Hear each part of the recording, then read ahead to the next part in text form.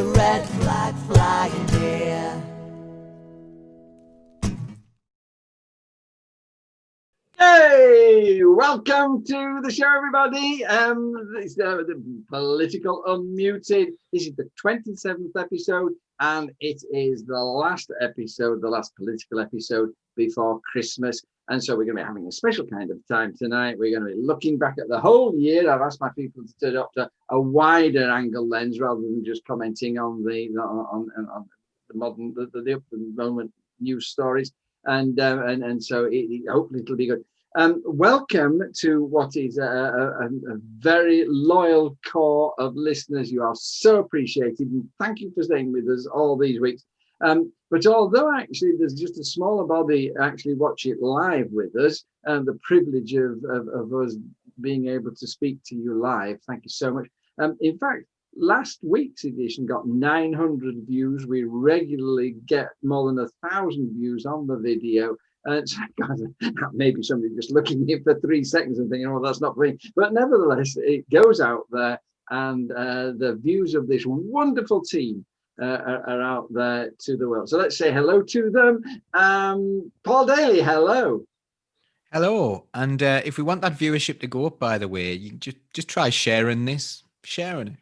That's always good. It is, and sort of, it's not me twittering on, sort of, it's these wonderful people twittering on, and sort of worth listening to. So you're looking exhausted today, Paul. I'm fine, full day at work, selection meetings, absolutely fine. Wearing a mask. Pushed my nose back in earlier on as well. It was coming out a little bit, so happens. These things tire out. I'm not surprised. I don't know how you do everything you do. Sort of.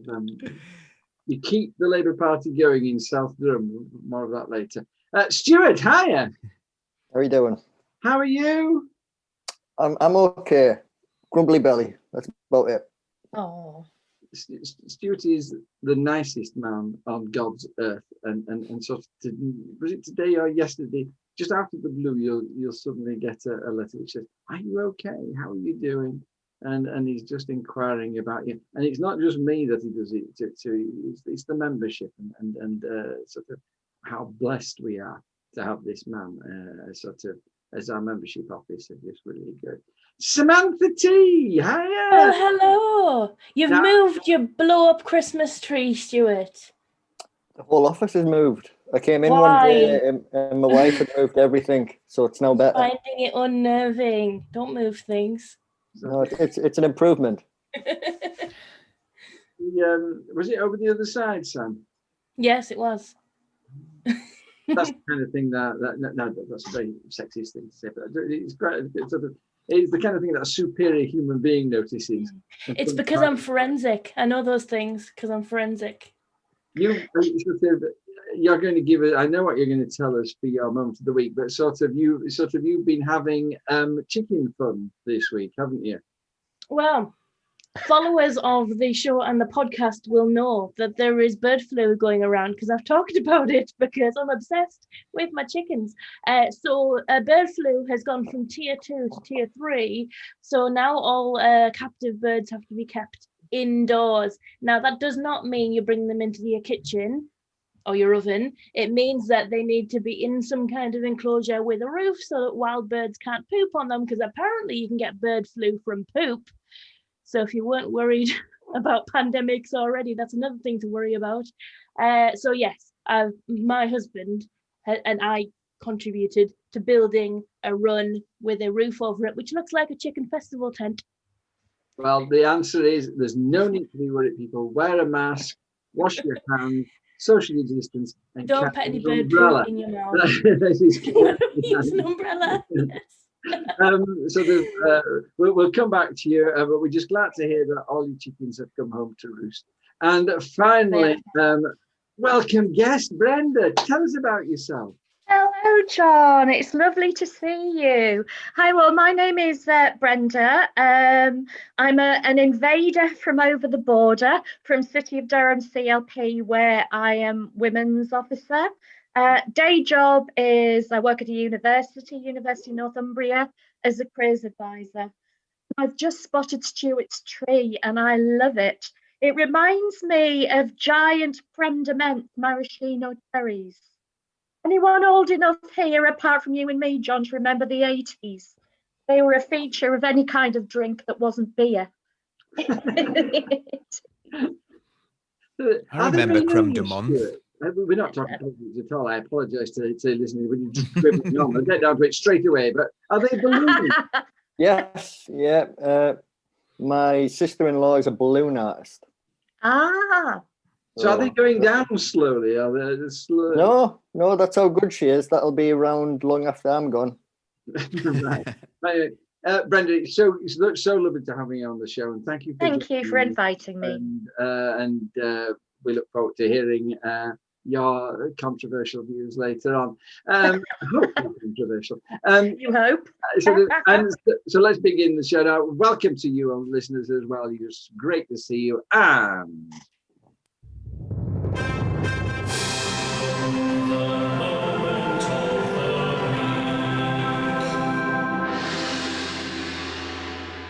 okay, we can't wait. Sam, what's your moment of the week? I literally minutes ago got selected to be a candidate for the Labour Party in next year's Durham County Council election. Hey. So I am officially one of the 3 candidates for Shildon and Dean Valley. And I know who my team are going to be, and they are fantastic. It's a good mix of people. And actually, you know, one of the big problems we've got with county councils, as you well know and well admit, John, despite the fact that you are a man of a certain age, is that councils are, you know, made up of very elderly people, and we've got two young candidates and another candidate who is experienced, and we're all very energetic, and we've got a good mix of skill sets. So I'm really pleased for the team that I've got. Yeah. So which is Shildon and Dean Valley? Is it the one that's directly adjacent to Newton Aycliffe, or is it the one that's further away on the other side of Shildon and sort of I think you're thinking of Woodhouse. I think Shildon and Dean Valley is right next to Aycliffe. Does Harrington come in as part of Aycliffe? No, you know that's Darlington is Harrington. Oh, okay, well, ignore that. But yes, right next to Aycliffe, yeah. Oh, Thickley, you've got Thickley. Yes, Thickley, Sunnydale, Byerley, yes. And then, of course, Dean Valley, which is all the way, including near Henwell, Coundon Grange, Eldon Lane, Eldon, all of those villages around there. So it is quite big once you map it out. Lovely place. I was so happy there. Anyway, congratulations. Thank you. Absolutely brilliant. They're very lucky to have you. Are you allowed to tell us the names of the other 2 candidates? Yes. It's Matt Johnson and Shirley Quinn. Shirley already sits on Durham County Council, as you well know. She's got such a wealth of experience because she is herself a carer. So what she knows, she then is able to feed into the adult social care system through the council, which is amazing. And Matt is a volunteer with the Samaritans. So he's got loads of great experience from that too. Brilliant. Well, sort of is this the because I do know that Brian Stevens is retiring now. Is yes. This the one? I mean, you're going to miss that man. I mean, he's so powerful within the. He knows everything, Brian, doesn't he? He knows everything. Yeah. I remember going out canvassing with Brian, and he was telling me like the exact dates those houses were built and who built them for what factory. Yeah, he knows everything. So obviously, I hope that I'll be able to pick his brains, but he's also entitled to a retirement, which he has worked very hard for. I mean, one of the genuine greats. Okay, well, congratulations. We're just so delighted for you. And so now all you've got to do is the minor problem. Now all you've got to do is win an election, which is a lot harder than it used to be, but I think I can do it. Oh, for the good old days. Okay, let's. Who shall I choose? Stuart. Moment of the week. Oh, this isn't a good one. This is Dominic Cummins got a 40 grand pay rise. I thought he'd retired. Well, he got this. He left, didn't he? But between the time he started and when he started, he was on 99 grand a year, and by the time he finished, he was on 139 grand a year. So somewhere in between, Boris gave him a 40 grand pay rise.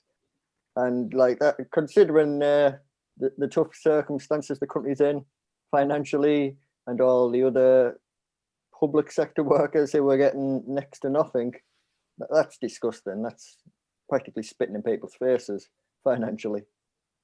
How many people in this world would love an income of 40,000? That'd be all they'd ever aspire to. That's just the rise he got. Do you not feel in despair that, I mean, we just hear about all this cronyism, sort of almost day by day, there's a new example of it, and nobody seems to give a damn. I mean, why do you think that is, Stuart? I don't know. The worst part is some people really applaud it and they think, oh, good on him. Look at him. He's got away with it. I wish I was him. And that's the bit that really, you know, gets you in the pit of your stomach when people think that this is a good thing. Right. I'm in despair about it. Anyway, thank you for that. Yes. So from the highs of selection to the lows of corruption. Paul, moment of the week. I was just going to say about how pleased I was that Dominic Cummings got a pay rise. Now, mine's another negative one. So I've had some positives this week. We've done some selections locally in Sedgefield, and I'm sure we'll talk about that kind of thing a little bit later on in the show. But mine's a bit of a negative as well. Rishi Sunak's tax break for landlords, basically.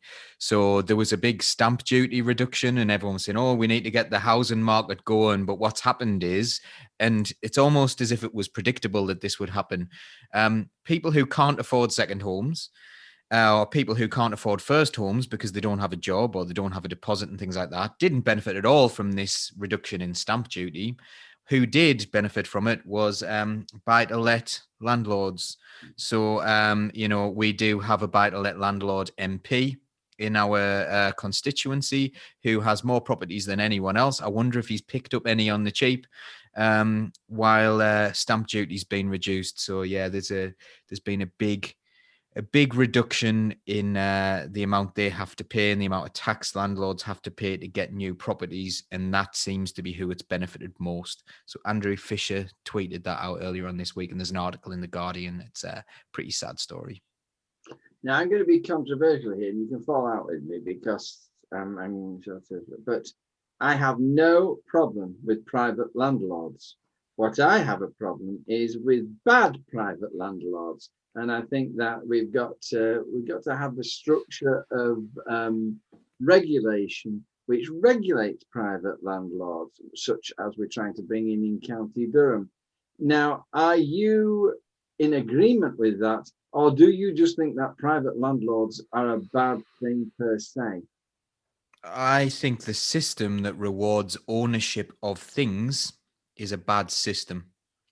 And that's where we are. So I think what's important is remove personalities from this. So I'm not saying that someone who is working within the law, within the system, who is a private landlord, who does a good job is a bad person, okay?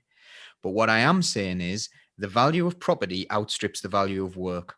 The value of owning something is more important than producing something or looking after something or taking care of something. So if you're looking at a job, it isn't a job to own a house, yet it's way more lucrative than having a job. So there is a systemic problem there that needs to be addressed. And this is the problem all the way up. The people who own things get all the benefits from society.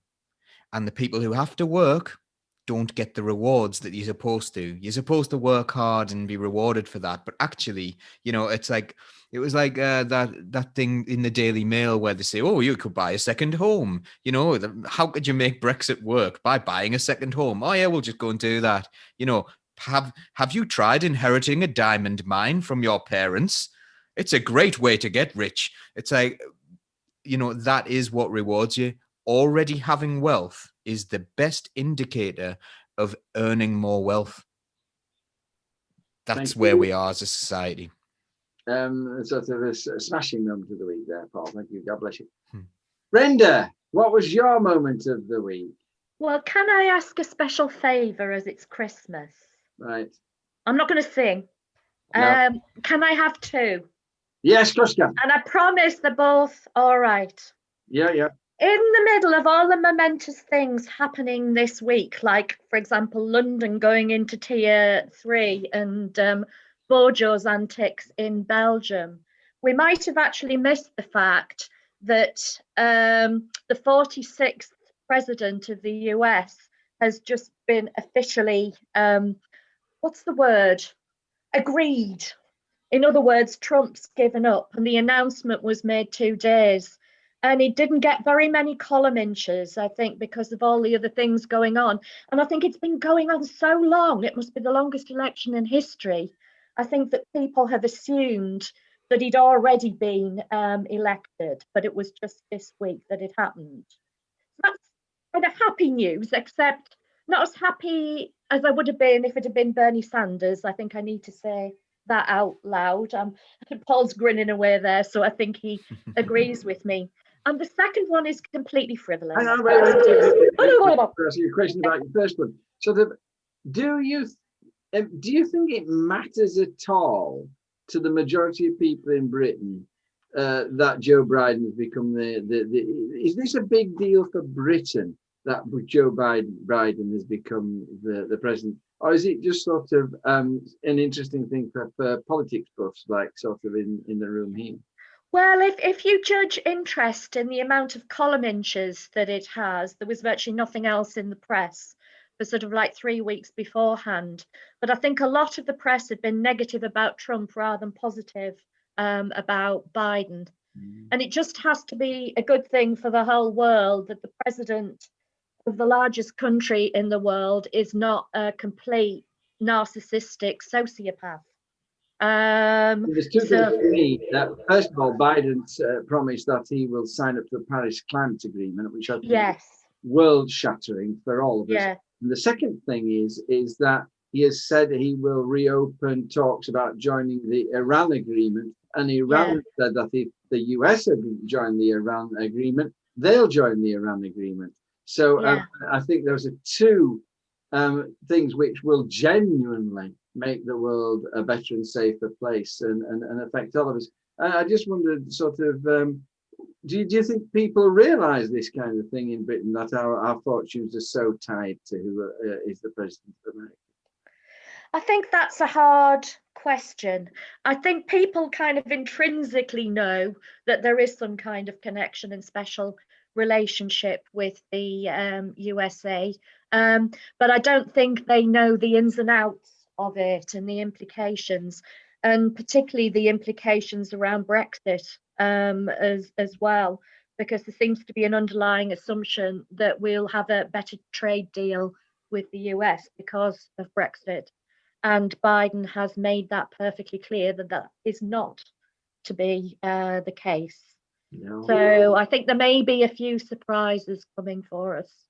It's very, very frightening. What was your second one anyway, Bill? Right. I never ever thought that I would see a middle-aged, balding comedian doing the tango to heavy metal band Metallica.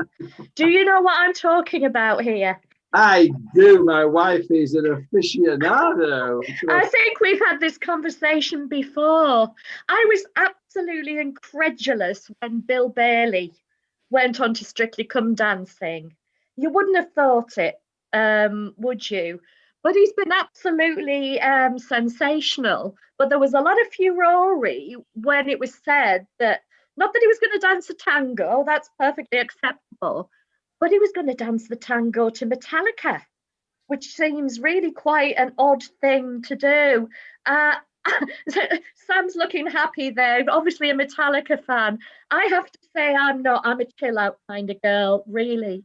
But it was one of the funniest, most intriguing things I have ever seen. And you know what? He and Oti pulled it off.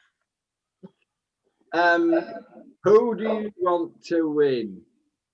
Who do I want to win? Well, this is a difficult one because I know you're not supposed to think of the dancers, and I really like Karen from the dancers. She gets, you know, a horrible bad press. She was blamed for her breakup with her husband, the dancer from Hull, whose name I've forgotten. And you know, I've read some horrible things about her on social media.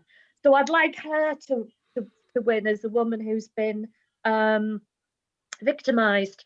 And I quite like Jamie, her partner, as well. But I think it wouldn't be fair if they did, because they're not really the best dancers. So I think Harvey to win. You know, for a young man, he can dance all kinds of sort of difficult things. And even doing something like the rumba, which is a terrible dance to try and do for a male celebrity, let alone somebody who looks about 12. Well, I'll we'll see. Amazing. That she's amazing. I think sort of just unbelievable. Let's quickly go through the other three. Because it isn't nothing to do with politics and it's 20 past. But sort of, so you got one word, Paul, a name or couldn't care less? I don't know. That's cool. Stuart? No idea. Oh, goodness, these people never lived, Brenda. Oh dear. Pardon me? Yeah. I don't watch it. But it was going to be Bill Bailey for dancing to Metallica. That's brilliant. Yeah, now we know he's usually Bill Bailey. He's too sort of, he's like an old man, he can't bend enough. He's not bending. I watched Naked Gun 33 and a third, and Frank Drebin did a really good dance, Leslie Nielsen, so I'll go for him. It's terrible. It's exactly how I would have danced as well.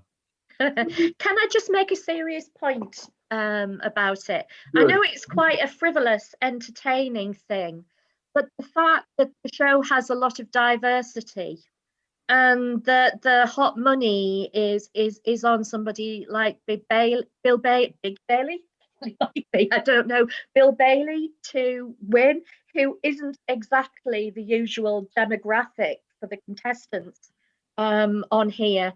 And what it also shows as well is that you don't have to be defined by just one image, that we're allowed to be faceted. Just like I am incredibly serious about my politics, but I love a drink of champagne and I like a bit of frivolity and silliness. It's okay to be like that, to have many sides to yourself. And on that note, and thank you for making it slightly relevant to politics at the end, we're going to move on. Now it's time for the big story. Now, this story that you chose, people, was you want us to talk about the Labour Party because you determined that we're all going to get suspended before Christmas. And that's a sort of fair comment, but hopefully we won't commit indiscretions. I'm going to ask Sam first, because, and remember, we're asking people to look back at the last year and then sort of make comments about things. And I know that Sam is going to perhaps be the most positive of all of us. I may be wrong there, but sort of looking back at the last year, Sam, a good year for the Labour Party, a bad year, disastrous year, brilliant year. What kind of a year has it been for the Labour Party? I would say there's been growing pains, but we've shrunk, so we've had shrinking pains. I think it is tricky because I am and was a huge Jeremy Corbyn supporter. You know, the reason that I came into the party was because when they dragged Jeremy Corbyn to be in part of the leadership nominations, I did not know about him, and it made me go and look it up. Like, he pricked my ears. And I just think we need more moment. We need more like shaking things up in politics to make people do that. And I know that a lot of other people had a similar experience where, like, who is this geography teacher and why is he leading the Labour Party? You know, but as with many people, that's led me on a journey of discovery, a self-taught political education sort of experience over the last few years, where I've actually discovered the Labour Party, and that it's not all about him, although I would like him to have the whip back, please. To the point where I am now, standing as a Labour Party candidate for Durham County Council. So I think it's... My husband's just fallen over. I think... It's all right. Oh, no, I'm not going to check on him. check on him in a second. Okay. Yeah, I think Carry it's on. good that it's had that process of shaking itself up. But I would like it to regain some equilibrium now, and so we can start building. Happy with Starmer, disappointed with Starmer. Okay, with Starmer. Yeah, well, what happened this week, isn't it, where he was confronted by a racist conspiracy theory on the radio and didn't correct it. You know, I understand that you can't go around telling people that they're wrong, but I do think we've got the responsibility to speak up when we hear blatant sort of when you hear blatant anti-Semitism, and the Great Replacement is all built on like a deeply anti-Semitic conspiracy theory, and if I know that, surely Starmer knows that. So I just think, come on, if we're gonna do it, let's do it. Let's stand against racism, and I hope that we will. Thank you. Brenda, good year for the Labour Party? Disaster for the Labour Party? I'll probably say it a bit stronger than Samantha. I think it's been absolutely disastrous. I mean, this time last year, we really all were in the doldrums. Because even until almost the last minute, I held out hope that we could have victory. And I feel that I have spent the first 6 months of this year trying to come to terms with that. It's almost been like a bereavement in a way. But I decided that for the sake of my own mental health, as well as everything else, that I personally needed to give Starmer a chance. And I believe initially that he was sincere about the 10 policies that he was going to advocate. And he said that he was serious about bringing the party together. So I thought, let's take him at sort of like face value. Sadly, he's done the exact opposite. He must have known the impact of the sacking of Rebecca Long Bailey, which wasn't done because of her supposed anti-Semitism. It was about the fact she spoke against him on education and sided with the unions. And then the silencing of sort of Jeremy Corbyn. That was not the way to bring people together. It seems that everybody can speak about what's been happening in the Labour Party. MPs can, the press can, members of the public can, but paid up Labour Party members can't. And to me, that's not a good place for a party to be in. For me, democracy is the single most important thing in a party. It's why I left under Tony Blair's regime, and I would hate to see us get that position, which is ruled by cabinet again. So for me, not a good year. Thank you. May come back to you on those. Stuart, I'm going to take you next. Good year for good year for the Labour Party. Have you been happy this year with the way things have gone?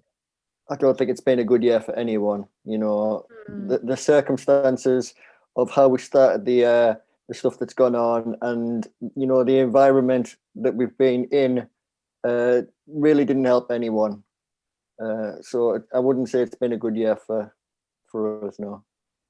But you know, are you? I mean, you're clearly nowhere near throwing in the towel and leaving, but are you happy with the direction of travel of the Labour Party at the moment? Locally, yeah. I think this year, for me, I've kind of realised that I had a responsibility to start, you know, to take on some stuff and sort some of the things that I thought were issues. I know some of the kind of mechanisms that I've come across. I'm starting to realise some of the flaws in how the party operates. And it's kind of really highlighted to me that, you know, the Labour Party can't exist in a vacuum just by itself. You know, you've got to be doing stuff outside of the party. You've got to be, you know, in the communities doing community work, and you've got to be in the trade unions supporting people that way. And it's only when it's that ecosystem of a movement do we, make any real progress? If we're just chugging along trying to be the Labour Party by itself, I'm not sure that it has, tremendous value. I mean, one thing that struck me about Jeremy Corbyn is that, and this directly relates to what you said. One thing that struck me about Jeremy Corbyn is that he gave me hope. I didn't particularly agree with him, and I thought he was a liability as a leader.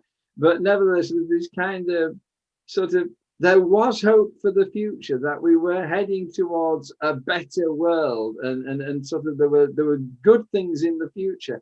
And I think the removal of Corbyn has crushed that hope. Are you saying that basically the hope for you lies in the local context and just trying to make the local party, but also in trying to go out and with the rest of the party affect your local world is sufficient for you? For me, I'm all about, being your own leader and trying to bring people along with you. And eventually we'll get to a point where we've got a really strong, base of trying to, we're trying to change the world on the doorstep, very small scale. We're not going to be able to change the entire world overnight. But if we keep chipping away at changing the world on the doorstep, we'll get there. You're an inspiration, Stuart Sutherland. Thank you very much indeed. I feel much better having listened to you. Paul,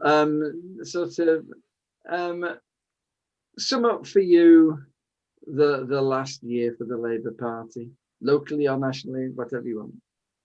Okay, so I'll split it into two. So my job locally is to make sure that members are empowered and members can do what they can do. And some people have said to me, like, it was controversial a few years ago when I became chair of Sedgefield CLP.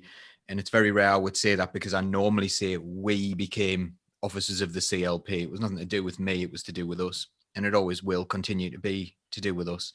When we did that, we had articles written in the Daily Mail and in the Times and in Russia Today and in the Sun saying about how we were bullies. And they said, your wife, Barbara, was a bully, John. And they said, my wife, Laura, was a bully. And they said, I was a bully. And we did these terrible bullying things. And it turned out this awful thing that we'd done to this person was to send her flowers. What a terrible, terrible thing we did. We bullied our way democratically into being elected. These things don't work out well for people. If you want to try and go down that route, I don't think personally we have done anything but try to be welcoming. Other people will disagree, and I understand that.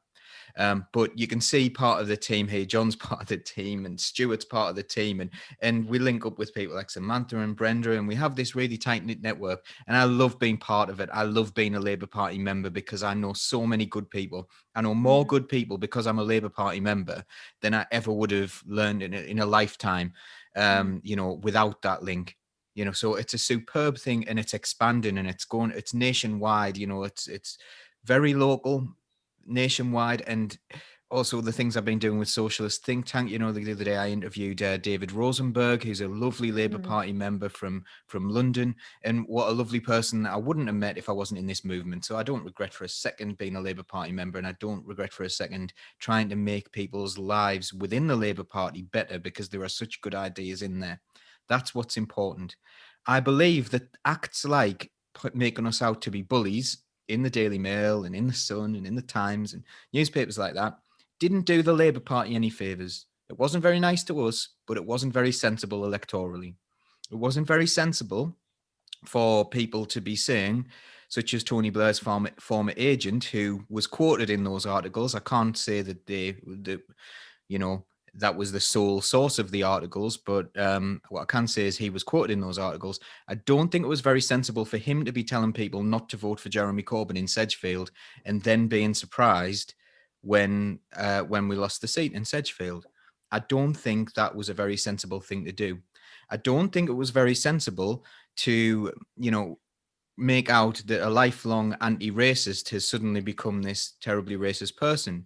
Every anti-racist knows that anyone can say a racist thing, anyone can make a mistake, and anyone can learn. And real anti-racists try to make people understand where they're going wrong and to help them to improve their understanding of that. And they accept apologies. There has been none of that with the former leader of the Labour Party. There has just been like attack, attack, attack, attack. The people who were attacking him saying he was racist don't seem to me to have those principles of anti-racism about them. Now, what does everyone outside the Labour Party see? They see, oh yeah, Labour Party full of racists. You know, they don't understand that. So you've got like a woman going on LBC yesterday with she was, what's it called, griping when she went on and said this awful like white supremacist conspiracy theory. Keir Starmer didn't notice it. Is he well versed in anti-Semitism? Sorry, in anti-Semitism? Is he well versed to judge on that? Is he well versed in anti-racism to let that slide?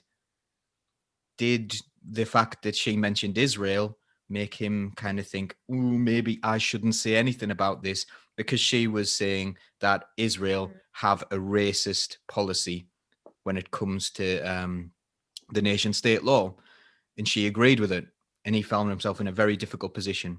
Has any of that helped the Labour Party? My answer is no. We're still behind in the polls.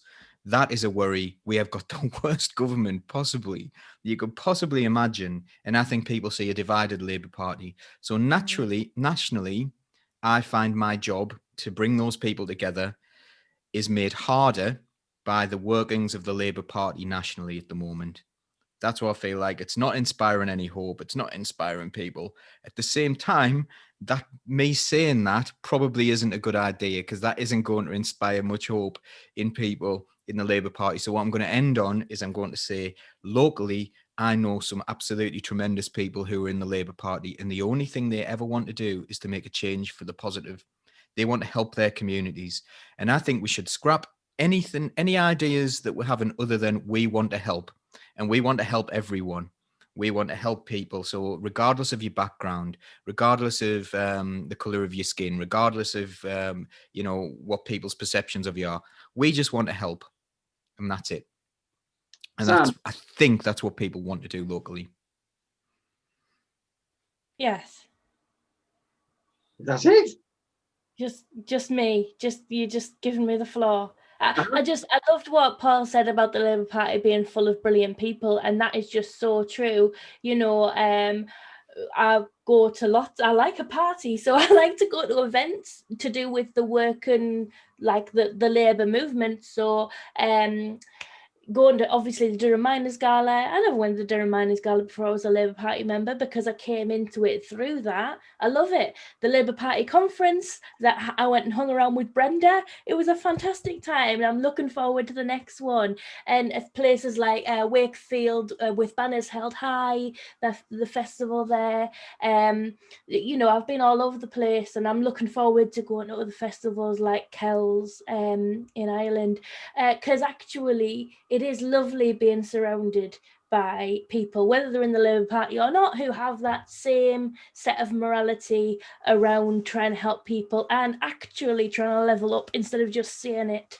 I love the people in the Labour Party, and as long as they're still there, I'm still there. Brenda? John? Yeah, listening to you two has made me feel that perhaps I was incredibly negative. And I will maintain that about the direction of the party and the leadership. But what I usually tell other people, and I now need to tell myself a little bit, is the Labour Party is not some body that's down in London in an antiquated chamber. It's Paul, it's Stuart, it's John, it's Sam, and everyone else that we know. We are the Labour Party. And when I hear criticisms from people, that's what I say. It's up to sort of like us. And I do agree with Sam and Paul that I know some fantastic people through the party, and a Corbyn project, if I can call it that, made us some lifelong friends and comrades here, because I would never have known these four. I might have come across you, John, but I wouldn't have known the other four probably if it hadn't been for sort of like Jeremy Corbyn and us getting together as a left. across the county, and those bonds are not going to end. And I'm not leaving the Labour Party unless I get pushed out. And even then, I'm going to put up a good fight. Stuart finishes off with a word of wisdom.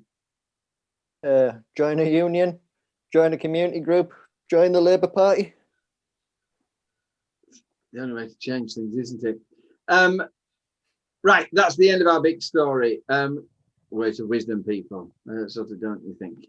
So thank you, everybody. But I'm now going to ask Paul that no candidate today. We could have taken Sam, but we're running out of time. Because she's no longer a candidate. She's just a candidate. And after Christmas, we'll have all the candidates. But sort of for the moment.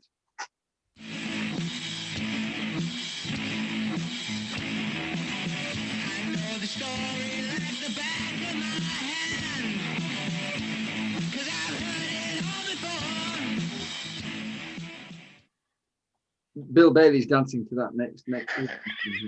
I don't think so.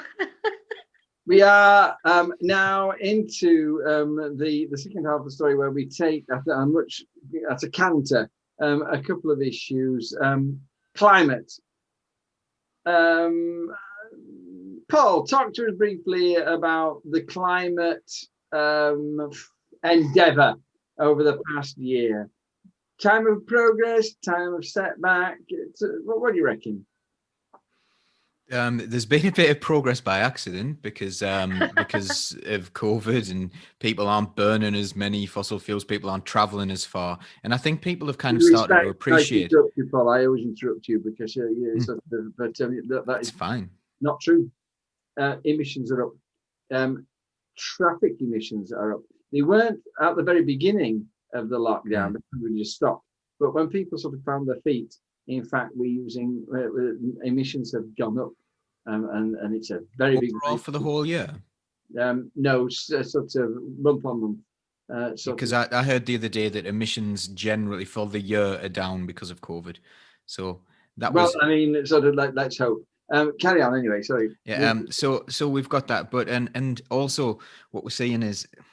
There's a bit of a problem I can see, and it's the capitalization of the environmental movement. Really, what we should be saying is we shouldn't really need to continue consuming as much as we do. We should possibly be looking for things that are going to make our lives easier and cheaper, and to the point of everything becoming free at one point in the future. By using like what needs to be done to help the environment. There are so many things. It's so urgent that we get this thing sorted as soon as possible. I think the world is waiting for people with a lot of money to find a way to make a lot of money out of this project rather than doing it for altruistic reasons.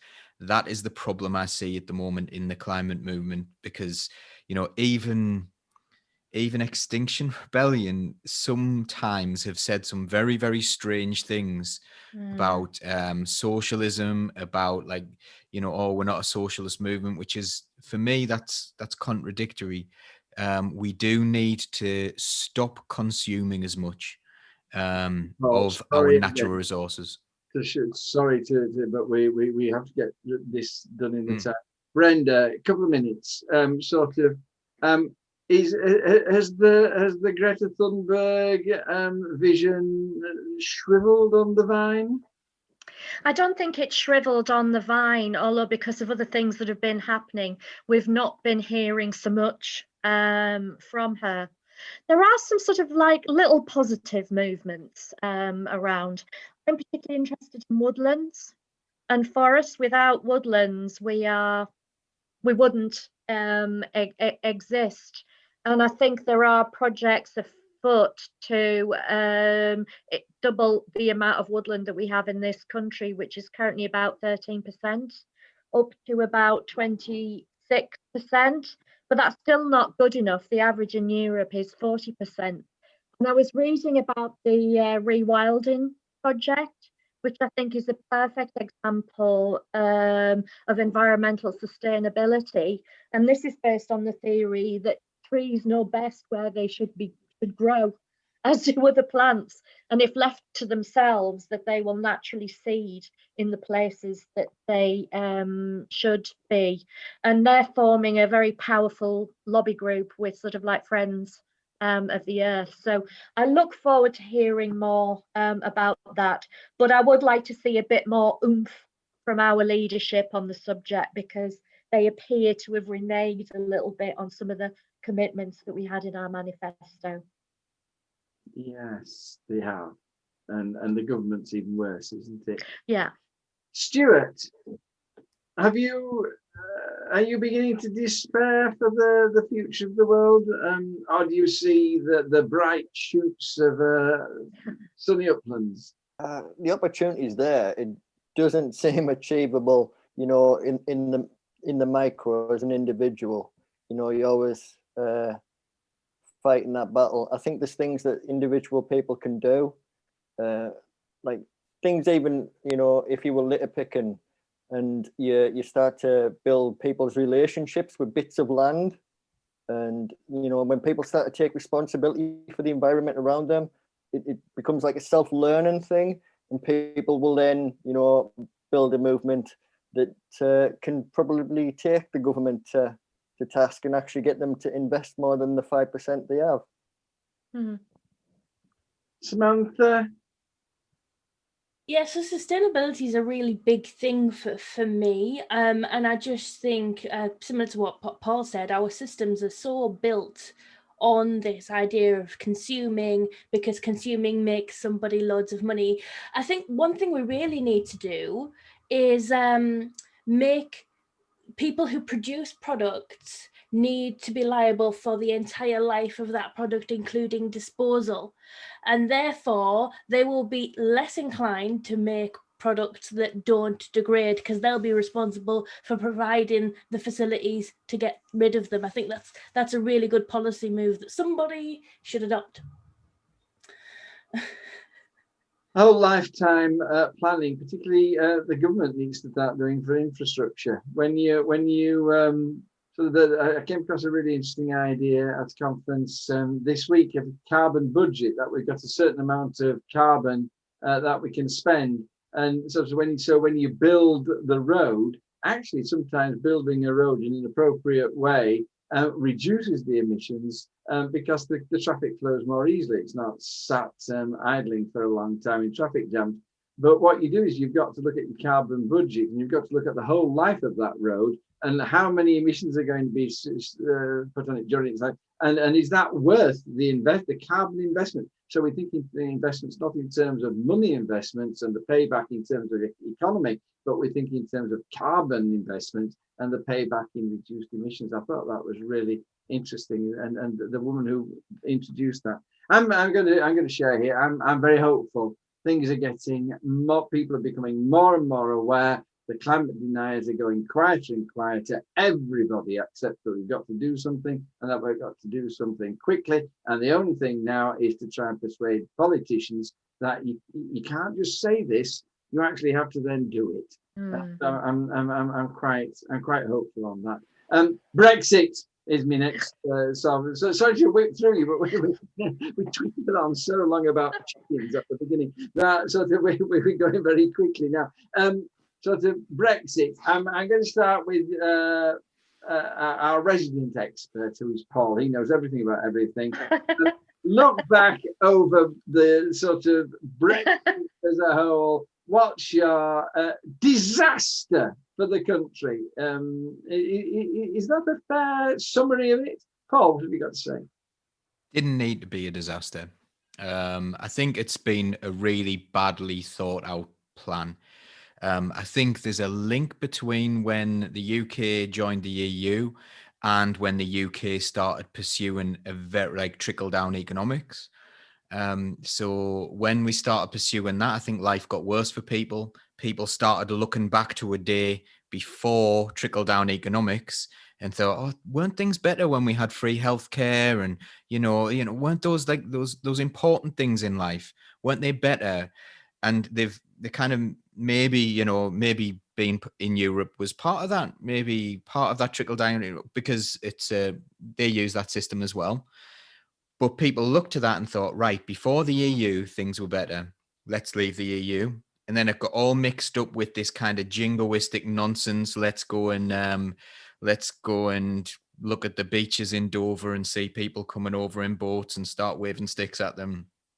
That kind of, Nigel Farage attitude. He whipped up some real jingoistic hate. It got mixed in with a little bit of racism, and then people started saying the whole thing was racist, which is unfair because a lot of people wanted to leave the EU for perfectly good reasons. There were plenty of good reasons. It could have been done sensibly. It could have been done with the retention of a lot of what we want to do, but there's always going to be give and take. At the end of the day, it's a trade deal, isn't it?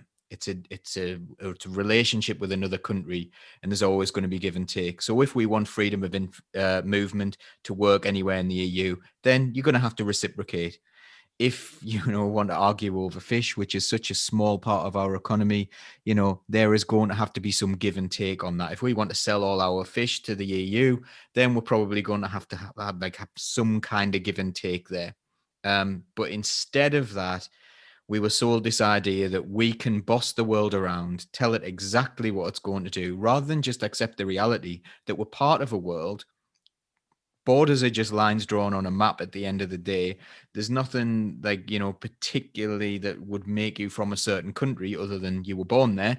And we have to have a relationship with people around the world. These are sensible things. You can also be proud of your area's contribution and your country's contribution to the world without hating every other country. And I think they have just made such an absolute mess of this from beginning to end. Didn't have to be this way.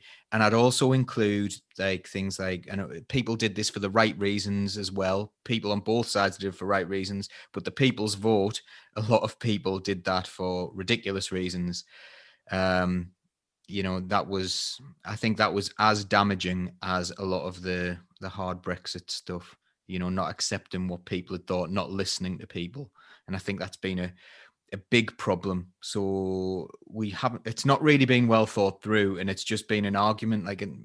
For me, it's been like a heated argument that two people have been having, and none of them have stopped to think at any one stage and thought, hang on, is the other side maybe got a point here? It's just been anger, and this is what it's led to. And to put Boris Johnson in charge of it was absolutely ludicrous.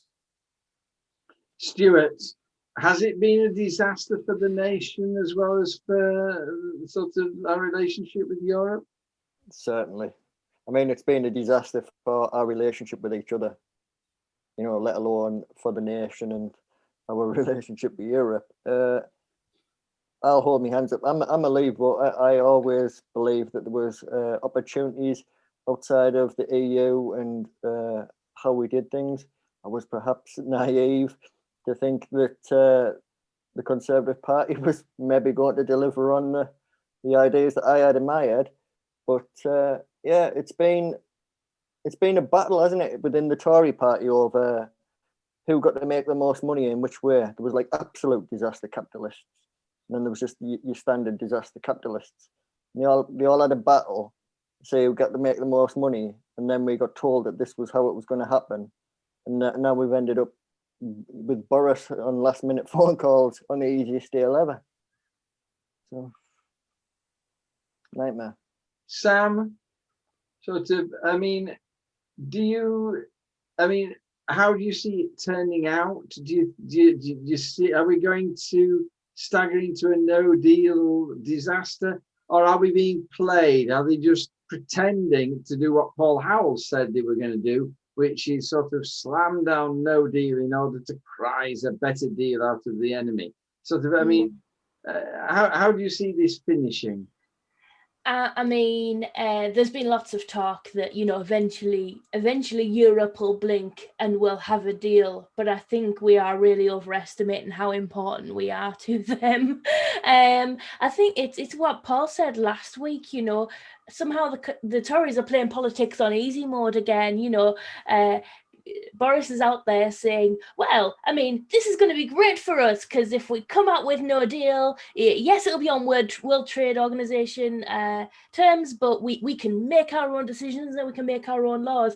But it's not as simple as that, because as Paul just said there, you know, we've still got to have cooperation with other countries. We've still got to have loads of trade deals with loads of different countries, and they're all going to want to make sure that we're not undercutting them. This is what this is all about, you know. I'm not a huge Remainer.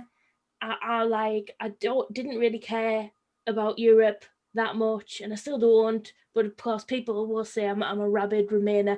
You know, I was really stuck in my mind actually that time that Greece ran they had a referendum on austerity, didn't they? They had a referendum on austerity, and the Greek people voted no to austerity, and Europe forced them to have an austerity budget. That really stuck in my mind, and that did make me think maybe, you know, Europe's not a great idea altogether, because it is a neoliberal institution. So, you know, I don't love Europe, but I understand them supporting their own side and saying, no, we're not going to do you a trade deal where you're going to undercut us. And actually, it's no good for us undercutting Europe, because what that means is, you know, lower animal welfare standards for the animals that we keep in our farms. If we are lucky to still be able to run farms, because if we lower our standards to American levels, we won't be able to compete, and we'll just buy all of our meat from America, which is what they want. So it's really, really, really, really tricky.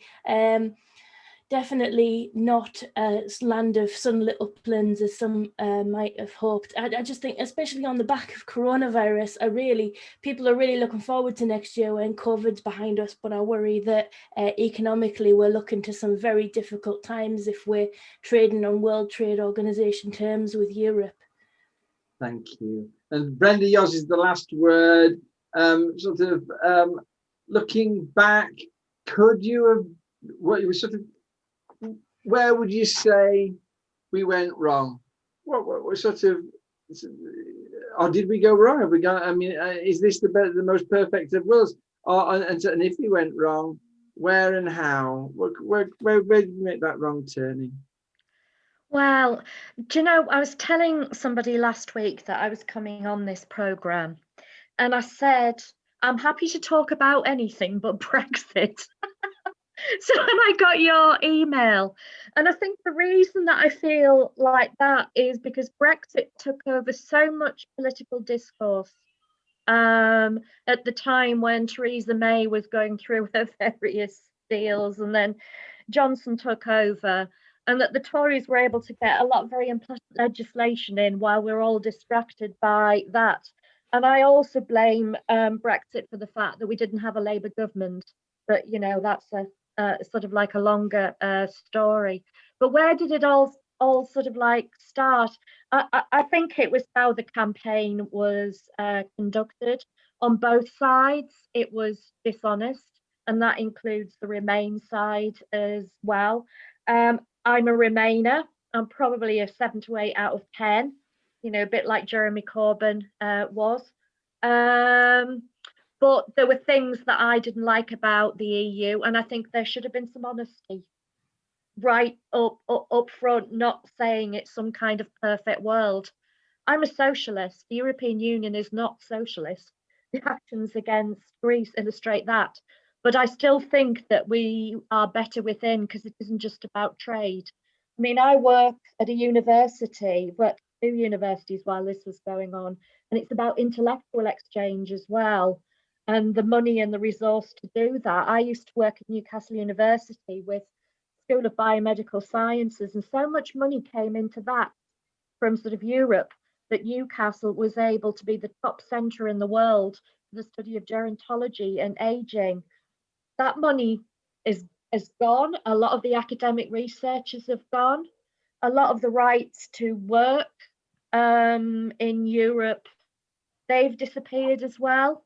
But I think for me, the worst thing about Brexit, and the thing that made me cry on the morning I woke up, was the idea, and I know that not everybody is sort of like racist, but it has allow the Pandora's box to open up of some sort of pretty horrific views, some cruelty towards refugees, and a little Englander mentality. And that has bothered me more than anything else, really.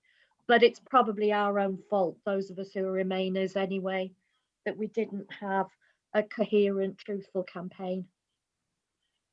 People, thank you, Brenda. That was just, love what you said there. You are fantastic. Sort of, we move into the Christmas break, and what a brilliant show you've put on. I'm just privileged to be able to sit here and listen to you. We are now on the time to finish, but I'm just going to ask you one more question before we go. So, Paul, it'll just be slightly overrun. I hope you can forgive me. And for God's sake, don't talk too long about it, because we are out of time. Your political Christmas present, and sort of, we all know what you want for Christmas. Paul will want one of those virtual things that you play your computer games on. Samantha will want a very posh chicken coop. We all know that you have your Christmas presents. Your political Christmas, sort of, what do you want for Christmas politically, to something to happen, or something that you get, and just very briefly, let's in a sentence, Paul. Honest media, and an understanding from the public about how things actually work, to move away from this idea that people have, that like we live in a big house and we've got household finances, just to move away from that and allow the general public to understand what's actually going on. Because I think if people really understood how things worked, everyone would move towards socialism. Thank you. A very long sentence there, but I'll forgive Sorry. you. Stuart, your political Christmas present. Proper funding for mental health services. Thank you. A very short sentence there, but sort of a very meaningful and important thing. I think, Paul's is a wonderful thing. I'd give him a sort of, my paddle would be an 8 for Paul, but I think I'll be bringing out the 9 for you, Stuart. Samantha, political Christmas present. An economic stimulus that will cost £0, raise child benefit, and to pay for it, because then people spend money, and to pay for it, give people who are here seeking asylum or a settled status the right to work. Because that would earn us money, because we wouldn't be paying for them to live, and they want to work. The latter point there is one of the big social crimes of the last 2 decades. Not allowing those poor people to work for a living. It destroys them as human beings. It makes them an unnecessary burden on the state. You're absolutely correct. And I'd go further than increasing child allowance. I'd experiment with a universal basic income. Sort of brilliant too. A 9. Pardon, I'm sorry, Paul. Don't sulk. Sort of a 9. Mine solves everything. Brenda. Political God, I'm really struggling with this, because there are so many things that I can think. No, we don't play that on this. No. I don't normally sit on the fence, honestly. I sort of don't. All right, then I'm going to ask for 2 again. One is a sort of like a personal wish that we are able to sort out our democratic processes in the Labour Party, or go some way towards that, because otherwise Keir Starmer will be delivering his own leaflets somewhere and there won't be anyone left. You want to quit while you're ahead? All right, then I'll stop. That will that will solve a lot of problems, because when we sort that If out, I shut up, Labour Party elected, and we can do the other three things. Come on, quickly, your second one. You do. I guess I think just got a couple of minutes. yeah. I mean, this probably sounds a bit boring. I'm interested in economic theories underpinning what we do as a country, and I think that we probably don't understand enough about it. And I've heard a lot about sort of like universal basic income, but I'm interested in universal basic services, which is a different concept altogether. And I would like to have some discussion about that amongst the left in County Durham, because I think that would resolve a lot of the issues that we've been talking about, and particularly poverty. Thank you. 6. The 10 from me there. Oh, all right. That's what I'm into. You're into that as well, yeah. Yeah. Let's Only 'cause I didn't collaborate. understand it. Let's organise something, yeah. Thank you, team. You have been so brilliant. It's been such a lovely. It's picked my spirits up. I was so down at the beginning of the show. Not bad, people.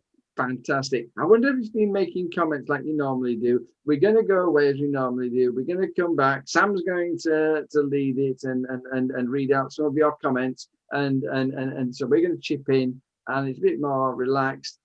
So I know some of you leave us at this point. Bye bye. Have a lovely Christmas. God bless you very much, all, and we'll see you in the new year.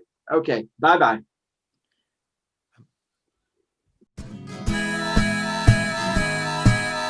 Keep the red flag flying here.